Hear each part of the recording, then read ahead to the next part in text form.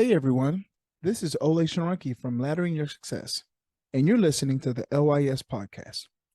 Hello and good afternoon. Welcome one and welcome all to another episode of EduSteps, the online mentoring podcast powered by Laddering Your Success.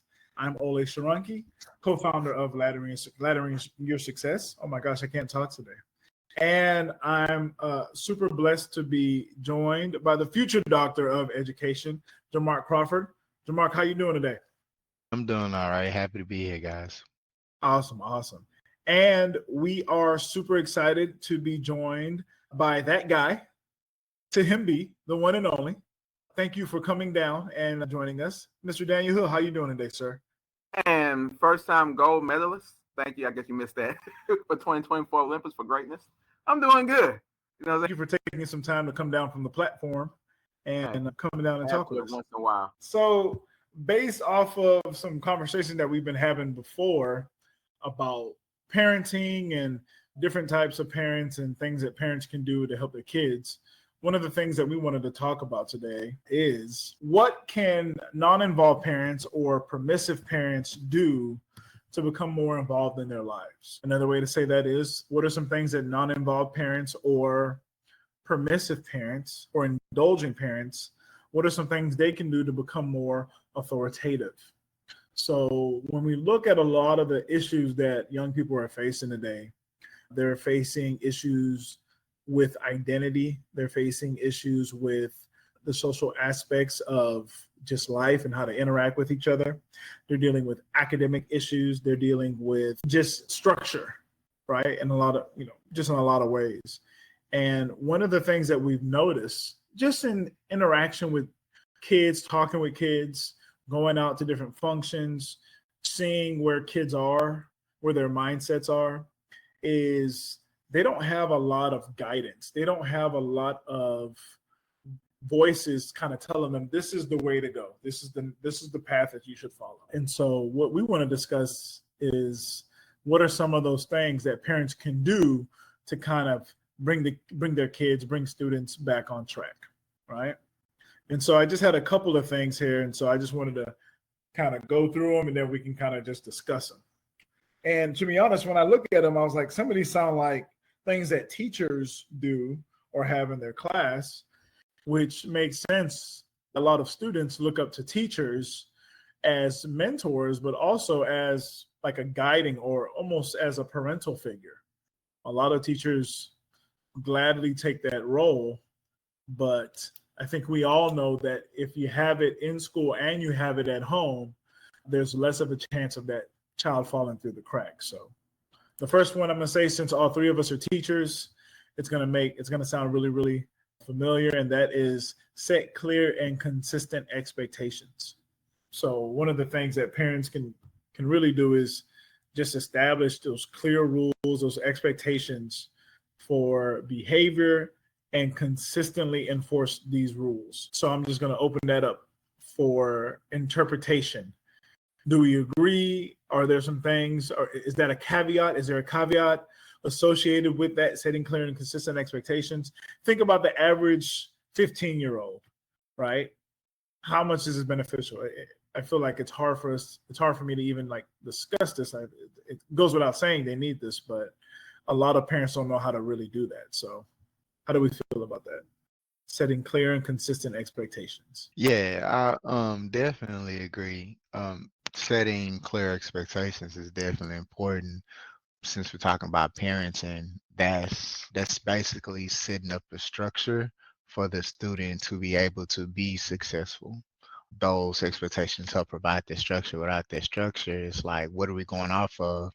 Because if a student or if your child is doing something that they're not supposed to be doing, then that expectation hasn't been set previously or prior. It's like, well, we ain't talk about this. And then even if it's something new, set that as the expectation for like moving forward. It's important that these conversations are taking place within the home so that when they get to school, you have the teacher and the parent, working together on the same side with certain expectations. So I definitely feel like that's important. For sure. Absolutely. Yeah. I'm the same with Crawford. Everything needs to be set up properly. Like there should always be an expectation of everything. So pretty much Crawford covered. Yeah. So one of the things I thought about is like, all right, so this makes perfect sense, right? Setting clear and consistent expectations for children's behavior and consistently enforcing those rules. And I think that's kind of where we are right now, right? There are a lot of kids don't have any of those boundaries. Hey, LYS fam. It's Ole once again. These days, many families are busy but want personalized attention. We at Laddering Your Success understand this dilemma and have created a unique approach to help guide you and your child with personal development tools to build a life of purpose. This intimate approach is helpful for those parents that feel the need to have a focused heart-to-heart conversation deciding on the next steps after high school. We provide individual post-secondary planning, virtual customized college and career counseling, and scholarship guidance and planning. Our one-on-one sessions are tailored to each individual student to maximize their potential in the post-secondary realm. With our guidance, your child will be able to make their dreams a reality. Don't wait. Simply go to lys.com/parents to get your copy today. Now let's get back to business on this podcast. And one of the things I always think about is I always think about Festus, right? Because he's, of all the parents that I know of young kids, he's the one I see the most. So he's the one I kind of use as the case study. And one of the things that I notice with parents is, all right, it's like a path like this, and the kid is in the middle, and they're going in between these two boundaries, right? And I think about the authoritative parent. I think it's a pretty nice set of boundaries. You know how far you can go. You know how far you can't go, right? Just left or right, up and down. But when you think about a parent that's non-involved, right? So if you have a single parent home, a parent can do that, but it's harder to really push down on those boundaries.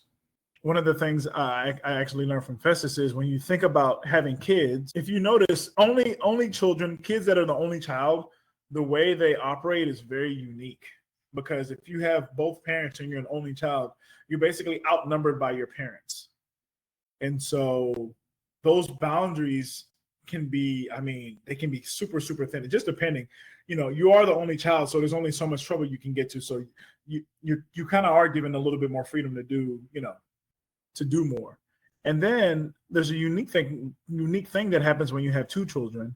And essentially what that equals to is one parent can have one child. Right? So maybe this child will go with one parent, that child will go with one parent. But 3 is the really interesting number. At 3 children is where in a 2-parent household, you are officially outnumbered by the kids. And that's what we were, when I was growing up, there was 3 of us. And I never really thought about that, even though there was a mom and dad. I was the oldest, and the culture has a lot to do with this. I played the role of, like, my nickname was Small Daddy. That was literally what they called me when my youngest brother was born. They called me Small Daddy. So, I was almost like a big brother, but I was also like a dad. Like I had to, cook for my brothers and shower for them and do all these other things. So, culture and all these things kind of play a role. But I think, and just shout out to all the single parents that are doing it on their own. I can't even imagine, the stress and the burden that y'all bear in taking care of kids, because what the outcome you want for your child, but you don't have that assistant, you don't have that partner there to work back and forth on. So as far as rearing the child in regards to behavior, and I think another key thing is consistently enforcing those rules. Because it's one thing if you start really hard, I liken it to teaching. You can start really hard with enforcing the rules, but by the time Christmas time comes around, you like, remember what I told you about that? They're like, they're kind of doing their own thing. So consistently enforcing those rules and I think for, I hate to go back to I don't hate to go back, but the teaching thing is like, and a lot of parents do that, is the eye, right? It's just giving them that eye, that look. I think about Crawford a lot. I can still see the eye when Crawford would have a kid acting a fool in the hallway or something. He wouldn't even have to say anything. He would just turn and give him a look, and the fear of God will come back, and they get back in line. So that's what I'm reminded of. All right. So number two, second thing is engaging in open communication. So number one, we talked about setting clear expectations and boundaries. Here we're talking about engaging in open communication. So encouraging like open dialogue where you're not really talking to the kid, but but your kids can talk back as well, and they can feel heard, right? They can feel like their word is being heard, and not just you're not listening to respond. Like Crawford always says, you're seeking to understand. So children are feeling heard, they're feeling respected. This is really great for kids like me who were the why kids. I was the kid who always got in trouble by my dad because I'd always ask why. You need to go to bed by this time. Why? Because I said so. And I hated anytime someone would tell me because I said so, because I said so doesn't give me an answer. And so I think just being able to have that back and forth, that respectful back and forth is key. How do we feel about that? Engaging in open communication. I think that's most definitely needed, but I also think that can be one of the most challenging things for parents to try to implement, I guess, depending on their upbringing and background, because I'm going to say in our community or our culture, having conversation growing up is unnecessary. You're going to do what I tell you to do because I am the adult and you are the minor. But I feel like it helps the child understand when we can move from talking at the children to having conversations with the children. And while we're having those conversations in open communication, that's how we can set those expectations, right? Because if we're looking at it as this person that we're talking to is a human being and we really want them to be set up for success, which means meeting our expectations, let's talk about it. Let's have a conversation. Let's talk about why it's important to try to do your best in school, why I expect you to do your best. Your best might not be A's, it might not be B's, but the reason why I expect you to do your best is because one day when you're going to become adult, you're going to want a job, you want to going to give your best to get a job, things of that nature. However that conversation go, let's talk about it. Let's have these conversations. The great example, like you said, with the experience with your father, hey, your bedtime is 9 o'clock.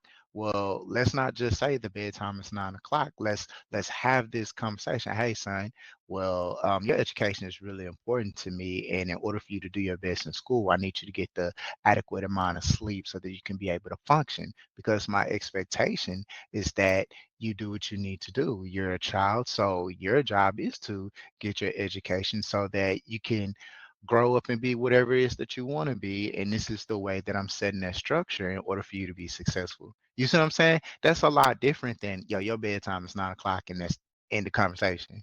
Because now we are granting understanding, and then also we are being an example of our children of being great communicators. So many times as a teacher, I see students shut down when they are in situations that they have emotions, they're frustrated or whatever the case may be. And when you try to have a conversation with them, they don't know how to communicate their thoughts and feelings in a way to where they are able to articulate exactly what it is going on in their minds. So I feel like this is a great way for us both, parent and child, to understand one another and how we feel. And it also doesn't compromise your authority as the parent. Absolutely. Absolutely. Hill, did you have anything you wanted to drop in on that? I mean, nah, you gonna do what I say else. No, I see what Crawford come from. I guess it depends on the situation. You know what I'm saying? Sometimes the kids need to learn, hey, we get in such situations, but let's still explain to them. Sometimes there are no why questions. You just need to do what you need to do, because you might get in a situation. It might be somebody, but see, Crawford, he's teaching his kids like growing up, hey, this. But sometimes you gotta teach a kid, hey, sometimes when they say move, you just need to move, but you don't know what's about to happen. You don't sit down and start asking why. Explain to me. Then your life might be gone. You know what I'm saying? So we need to teach them in every situation. I like Wade Crawford, like when you educate them, you teach them nice, how you going up. But also, you gotta tell them sometimes when some adults say move, you might want to move. It just depends on the situation where I see it, but still beat them. So, there's a lot in between that. And thank y'all both for your input. I thought about single parent homes. Can single parents, can they have these conversations? I totally agree that I totally think that they can, but I think that, to Crawford's point, sometimes culture gets in the way of having those open dialogues with kids. I also think, and this is something that we talk about quite a bit, is how much we were affected by our childhood, and how much we put that childhood, we raise our kids the way that we were raised, right? And so the goal should be, you want your kids to be better than you. You should want your kids to be raised better than you. But a lot of times I don't think we realize that we're either putting our children in the same situation that we were in, or unfortunately, sometimes you can be putting them in a worse situation. Because as parents, I think a lot of times we have issues, we have trauma, we have things deep inside that we have not dealt with or brought to the surface in ourselves. And so if we as parents have not brought that to the surface in ourselves, it's going to be hard or impossible for us to even do that for our children. And I think when you do that, you end up continuing that cycle, right? That cycle becomes almost like a perpetual thing, where I don't need to talk to him, he needs to do what I said, and those things keep kind of coming into play. And that's the amazing thing about the human body, about just humans in general. If we have the same thing continue unto us over and over again, it becomes a part of us. And so I think there's a lot of credence that needs to be taken to that. Awesome points. To your point, Hill, I totally agree. And I think that comes with there's some things that we listen to naturally. And that's a really good point, Hill. Is like, I know when I was in Boy Scouts and we were out in the forest and they said, all right, guys, move out. Guess what? I was one of the, I'm getting ready to, I got my backpack. All right, guys, we're moving out. I don't want to stay. I did not want to stay anywhere. I'm going with you guys. Hey, guys, move here. You're always quick to listen to those things. And I think that's the good thing about those good people in your life is that they'll say, hey, move here. But then they'll say, do you know why I told you to do that? Or they'll say, there was something over there. You know what I mean? And so and just like I said earlier, how, those things become repetitive. You know that when you hear someone telling you something in a particular situation, it's not meant to, they're not saying it for saying, just to say it. They're saying it because, your immediate danger or your immediate safety is at risk. You know what I'm saying? So I love those points. I love great points. And also with that will come, that's where discernment comes into play, to be able to understand the difference when we're in here having a conversation, or then the sense of urgency. Because what Hill was describing, and you just described, were situations where there was a sense of urgency. When a child becomes aware and gather that discernment to decipher the difference, you can tell through tone. If a sense of urgency, like Hill portrayed, yo, move, right? Now, unless Hill walking around talking to kids like that all day, every day, then they'd probably be a little confused. But on the on the regular, he's not, you're not talking to people like that. So you be able to tell, like, oh, this is a sense of urgency. And we could talk later about whatever. So that definitely was a good point that you pointed out, being able to tell the difference between the two. Great job, Ole. Thank you, man. Appreciate it. Hey, LYS fam. It's Ole. If there's one thing I love, it's something free. I'm talking free 99, un gratis. No shipping or handling fees, no gotcha fees, nothing like that. With that being said, if you're graduating soon or thinking about college or need a nudge or help to decide, then our free ebook, 10 Things to Think About Before Going to College, has a very balanced and open-minded way of presenting your next steps. It captures broad topics in a personal way by giving students an insightful, interactive, and reflective source of inspiration. It is very beneficial to be able to visualize some of the concepts after high school and apply them directly to you. We all know life, college, and career planning decision-making choices for students can be challenging, especially as they near the completion of high school.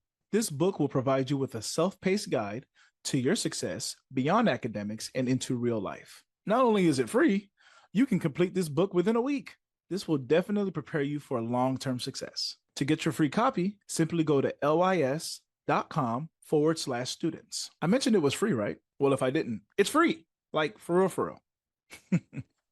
Okay, back to the podcast. All right, so let's go to the third point. Third thing is providing support and encouragement. Providing support and encouragement. So, and this is something that another thing that we've talked about quite a bit. Balancing discipline with support by giving positive reinforcement and encouragement for good behavior and achievements.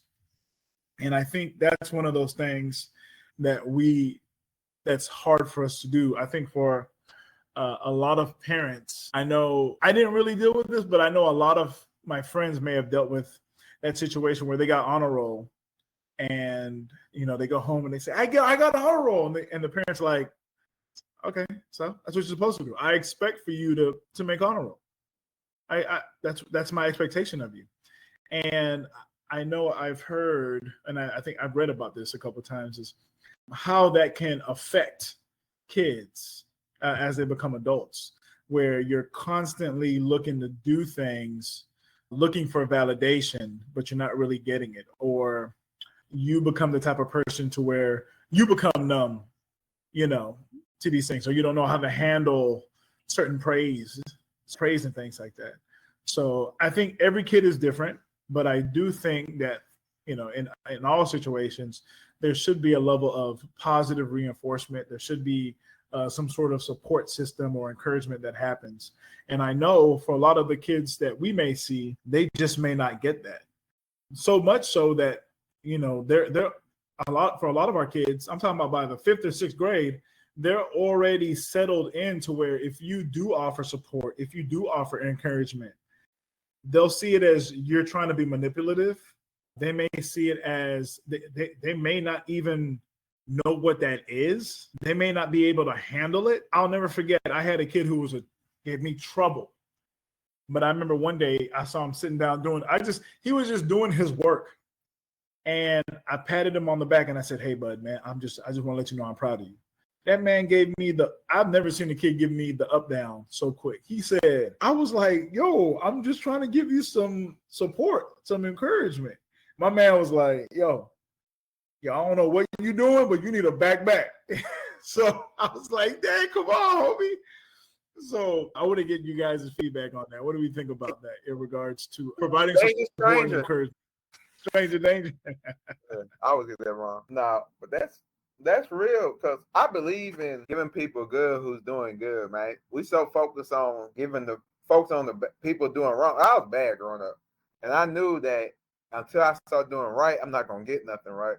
I mean, you should encourage them, but I believe in always giving somebody, for like, even you see my kids clean my room.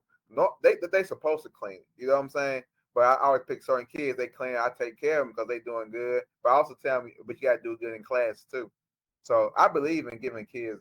I mean, you should want to do good, but I always believe in always giving support. Like, not that, because I guess you have to, like you said, when Crawford's breaking down why, explain to the kids why.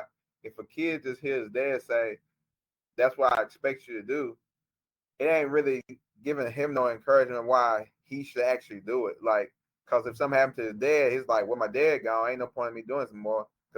So I don't know, man. I guess people just need to do good by good people. Yeah. I think the positive reinforcements definitely go a long way. Just it keeps that momentum going, although we would want them to do said things intrinsically, right? Just because they want to do good, but encouragement goes a long way, especially from, the parents.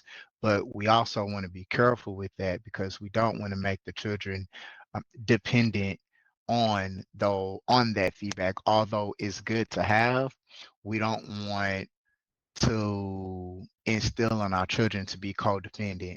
Oh, let me do this just to make mom or dad proud of me. So we do want to encourage them, but we also we want to just be careful with it instead of doing it all the time so they don't become codependent on that. Absolutely. So far, we went over setting clear and consistent expectations. We talked about engaging in open communication, providing support and engagement. I want to talk now about establishing structure. So routines and structure. So creating and maintaining regular routines for things like homework, chores, bedtime. One of the things I didn't think about was how much security plays a part in a young kid with these things. Security and responsibility. And I thought about when I was, growing up. And I think when it comes to security from an external standpoint, I was pretty secure. And by external, I meant like, just my general area where I was. I think inside security, like my own security, insecurity, if you will, I think I struggled with that. But responsibility was definitely there because my dad was a very strict person. And he's the type of person you didn't want him to have to tell you twice. If he told you twice, you were either going to hear something or you're going to get something that you didn't want to deal with.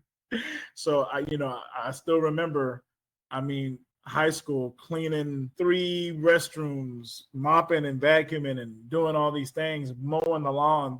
The responsibility was there. I just knew that I had to do these things. And so I think those routines and that structure is very, very key. And you see it in a lot of parents. I'm not sure if you see it as much now, but you will see a lot of parents like, yo, this is what y'all got to do. This is what y'all got to do. This is the structure. This is how it's done. I think those things are great for setting people up for adulthood, right? So real quick, I just wanted to share this anecdote. A family therapist shared a case where a family shifted from a chaotic, permissive environment to one with structured routines. The children initially resisted, but soon adapted, showing improved behavior and academic performance as they felt more secure and understood their responsibilities. So I think that's super key, right? Establishing those routines and those structures. You guys, I want y'all to tell me, what are your thoughts on that? Did y'all experience that as well? What were your experiences with establishing routines and structures, and how do you think they help you at this point as an adult? I definitely think establishing routines and structures are helpful again for the student because it helps them it gives them a pathway to be successful. Even if sometimes kids being kids, they may not follow those expectations and structures sometimes, but at least they're set in place because they're aware of the expectation. It also provides clarity, and it also allows the children to make informed decision. So I know that these are the routines set in place, and at this moment, I have a choice to either fall within those guidelines or not. And also, that's a way to learn that my choices have consequences. So I definitely believe that. And the second part to your question was, how did that affect me as an adult? I think the way that affected me as an adult, do I do stuff routinely? I don't know, man. I don't know. I think it affects how I teach children, though. When I teach and work with kids, I definitely have routines and structures in place. But my personal life, I'm all over the place. That's good stuff. That's good stuff. Definitely on how you teach. That's good. Hey, LYS fam, it's Ole. Just wanted to take a quick break to let you know that even though the cost of college can be daunting, the LYS Scholarship Guide ebook can assist you in realizing your dreams. You can identify and apply for scholarships using the information, advice, and resources in our comprehensive guide. Also, we've provided a template for a successful scholarship essay to help you stand out from the crowd. Don't allow student loan debt to control you. Get your copy of the LYS Scholarship Guide ebook right away to take charge of your destiny. Simply go to lys.com/parents to get your copy today. Now let's get back to that fire conversation. Bro, I was just wrong routine. I get up, I read my Bible, study every day. One thing I learned in college, when I was a kid, it was just like, do as I say. That was the routine. It was just do whatever I say routine. But or either skippity paps. That was it, bro. But in college, the teacher told us, man, I literally didn't learn it to my junior year. He said, bro, all you gotta do is an Indian teacher. I'll never forget. It was I think it was science. I remember the class kind of, but I don't remember. It was sociology. It might have been sociology, something like that. You know me, I was in school for a long time. Got the master's degree I got a bachelor's degree on a master's degree schedule. So You too. Shout out to the 6 years. But he was like, Yeah, all y'all gotta do is get up and study from Sunday to Thursday. We was like, why you got Sunday to Thursday? He said, cause you ain't got no school Friday night, Saturday. I mean, you started Sunday to Thursday night because Saturday morning you got school and Sunday you got school. And when you get up before you go to class, just read over the information. When we get done, just read over information. Take like 10, 15 minutes. I was like, why didn't nobody teach me this when I was younger? I would have been on a whole different level, bro. But so that routine got in me now though. So I get up, read, study my Bible and stuff, and work Sunday through Thursdays, and Fridays and Saturdays you just chill. So some routines help out. It just been, but like I need a routine for working out because your boy be tripping sometimes these days. Hey man, you ain't lying. That is what I gotta do. Yeah, that for sure. That the for only sure. one who's on point is Crawford over there, Mr. Abrific now. He walks in school looking like baby Shaq over there, just swole up and muscle, man. He talking about, So, hey, I mean, Crawford, he walking 26 miles a day, you know, that man's skin all glossy. He's fresh. Oh, pretty boy Floyd looking model top notch. AI looking. Wow, that boy, you just went in. It sound like a rapper, man. We got that boy Moses over there. That boy still in black and gray, black and white. Oh, not Moses, man. Not the Moses. Oh my goodness. All right. So real quick, we're gonna finish up. But you brought up a real good point, Hill. You said do as I say, which I think was really, really huge. I've caught myself doing that a couple times. And I say it in jest, but I think we know that the best thing to do for young people is to model, right? Model the behavior you want to see in the kids. And that's the last thing we're going to talk about, right? It's like modeling that desired behavior, right? So if you want your kids to act a certain way, you should act the way you want your kids to act. So you want your kids to show respect, you show respect. You want your kids to be responsible, you be responsible. You want your kids to be empathetic, you be empathetic. Right. And I think those things are huge, and allowing kids to just model that proper behavior, that good behavior. A parent recounted how modeling respectful communication with her spouse led to a noticeable improvement in her child's interactions with peers. By observing the parents handle conflicts calmly and respectfully, the children learn to do the same. So just think about and imagine how many students, when dealing with conflict, they talk about what is this, fight or flight, right? Just imagine if you're a kid and you've got parents who just are at each other's throats all day long, right? Just constant arguing, constant bickering. We hope that it doesn't turn physical, but we do know a lot of times kids are subject to parents that are being, that are dealing through some sort of abuse. Sometimes it's mental, sometimes it's emotional, sometimes it's physical, right? Just imagine how that impacts a young child, how they view the opposite sex, how they view those that are the same sex as them, how they deal with different types of conflicts, right? So let's talk about that briefly. Modeling that desired behavior. How truly important is that for helping our kids as they transition from being a teenager to being an adult? I think that's extremely important because our children are sponges. And when I say they're sponges, they soak in more of the interaction versus us just talking at them, telling them what they should and should not do. Basically, going back to what you're talking about, modeling, if we are trying to model these exchanges and model the citizens that we hope that they will become with them experiencing that, we're hoping that they can soak that in. As a teacher, I experience students communication in a negative way with adults, right, and their peers, and I'm like, man, this child needs to improve on their communication skills in the sense of communicating with her peers and adults with respect, right? And so when I think about it and I have conversations with the parent, and I'm talking to the parent about what's going on, and then the parent is talking to the child in that same exact way, I then understand that, oh, this is why this student communicates with her peers and other teachers in this exact way, because this is what's being modeled at home. This is what she's around, this way of communicating. And because that is a child, they do not have the discernment to know when it is okay and when it's not okay to speak a certain way. All they see is this is how such and such talk at home, and I'm going to talk like this in all environments. Well, that's not the case. You can't speak like that in every type of environment.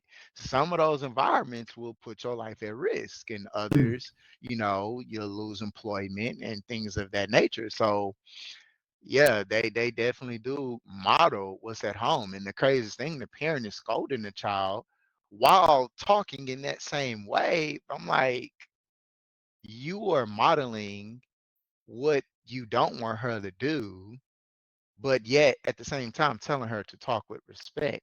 You're not even speaking respectfully to your own child. And don't get me wrong, there's a way that you can speak in an authoritative manner and still have respect for your child and mean business. That don't mean be soft with your child and things of that nature. But there's a way that you can do that. I like Crawford, bro. What he said about that, man. That's kind of how it deals. Even if we do it in the church, people always say one thing, but then act another way. You say you want to show people how to be Christian, but you the one rude and disrespectful all the time. Like these people new to the faith. That's a child.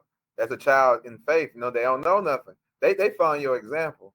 It's like, and then children listen to whatever you say, right or wrong, and they will repeat what you said. They might not. You can teach them, bro. Crawford can do the multiplication facts a billion times over and over. He might say something. Well, it'd be me. I might say, "Hey man, shut up." One time on accident.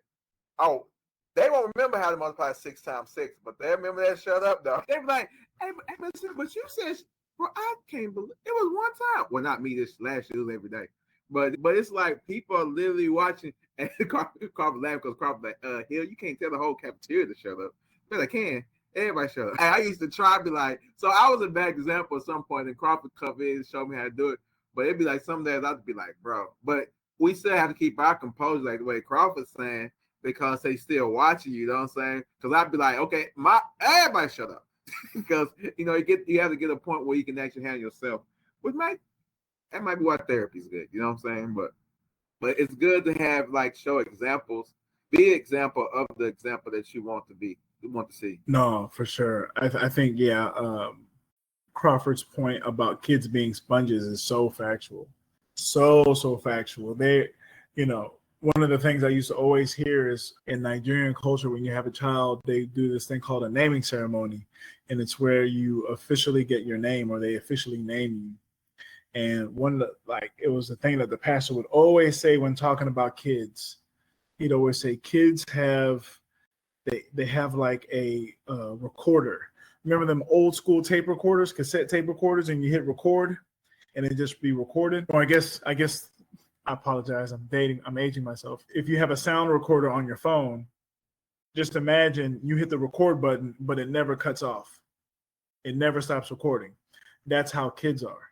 They're constantly listening and looking and copying, mimicking, mannerisms and behaviors. And, in that regard, you do have to be very, very careful with how you approach certain situations and how you model those things, because even when you least expect those kids watching, they're watching. You brought up the point there, Hill, about you said something in passing. There's so many times kids came to me and said, "Oh, Mr. Sharonke, you said this person was your girlfriend." And I was like, "What? I never said, what are you talking about?" "Yes, you said Dua Lipa was your girlfriend. Nah.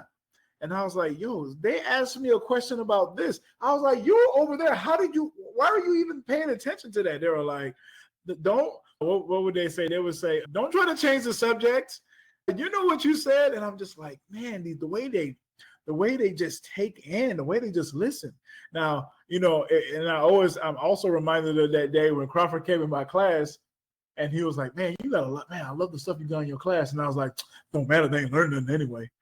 Because it's like, y'all remember everything except for the stuff we try to teach you, the stuff that's actually going to help you in your life. Y'all ain't paying attention to that, but that's another topic for another day. So I want to say, before we end, guys, did y'all have anything else I wanted to drop in? Thank y'all so much for your input and your wise words and just your everything that you had to offer for us today. Is there anything else y'all wanted to say before we ended it? Nope. I'll take your silence as we are good to go. So, folks, for the future Dr. Jamar Crawford, for that guy, to him be the one and only Daniel Clayton Hill, I'm Ole Sharonki. Festus was not here today. He was on a much-needed vacation, but he's here in spirit. Thank you so much for joining us on this latest episode of Edge Steps, powered by Laddering Your Success. If you like anything that you heard today, we would truly appreciate it if you subscribe to our YouTube. That is Laddering Your Success. Just type it in on YouTube. If you're a parent, if you're interested in learning more about us and how we can help you and your family, students, go ahead. You can go on Facebook as well and just type in Laddering Your Success. You should be able to see us there. We are on Instagram as well. I believe it's LYS_B no do. That's KNOW. And remember, folks, there are legitimate reasons to not going to college. There are no legitimate reasons to not getting an education. I'm Ole Sharonki.